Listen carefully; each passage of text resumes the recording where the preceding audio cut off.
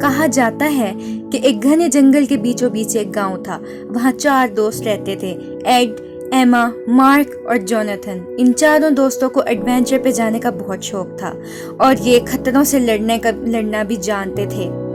ایک دن یہ چاروں دوست گاؤں کے ایک پرانے حصے میں گئے اور وہاں انہیں ایک قدیم نقشہ ملا جو کہ جنگل میں کھوئے ہوئے ہزاروں سال پرانے خزانے کا تھا۔ انہوں نے اس خزانے کو ڈھونڈنے کا فیصلہ کر لیا۔ یہ چاروں شام کو ملے اور انہوں نے اپنے سفر کا پلان بنایا۔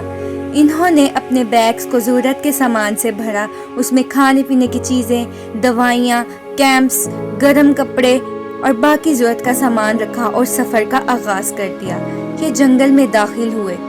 جیسے جیسے یہ جنگل میں آگے بڑھتے رہے، درخت ڈراؤنے اور جنگل اور گھنا اور تاریک ہوتا گیا۔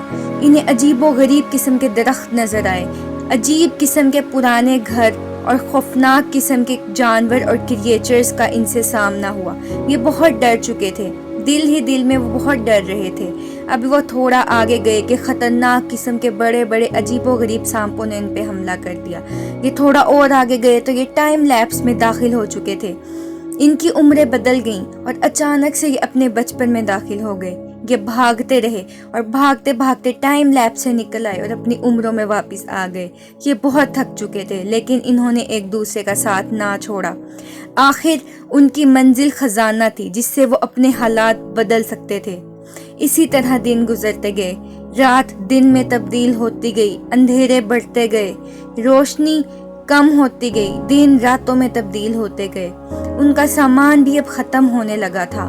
ان کا کھانے پینے کا سامان تقریباً ختم ہو چکا تھا۔ ان کے کیمپ پھٹ چکے تھے، کچھ سامان وہ بھاگتے بھاگتے گرا چکے تھے۔ ان کے جسم بہت کمزور ہو چکے تھے، اب ان میں آگے بڑھنے کی اور طاقت نہیں تھی۔ وہ ہمت ہار چکے تھے اور جنگل میں کھو چکے تھے۔ اچانک انہیں دور سے ایک چمکدار گولڈن کلر کی لائٹ نظر آئی۔ وہ اس روشنی کے پیچھے چلتے رہے، پاس جاتے رہے۔ چاند کی روشنی میں یہ اور بھی خوبصورت چمکتی ہوئی چیز روشن ہو رہی تھی۔ انہوں نے پاس جا کر دیکھا تو ان کی خوشی کا کوئی ٹھکانہ نہ رہا، کیونکہ یہ وہی صندوق تھا جس کو وہ ڈھونڈ رہے تھے۔ وہ خزانے سے بڑا صندوق دیکھ کر بہت خوش ہوئے۔ انہوں نے کانپتے ہاتھوں سے اس صندوق کو کھولا۔ اس میں بہت سارے ہیرے، جواہرات اور سونے کے سکے تھے۔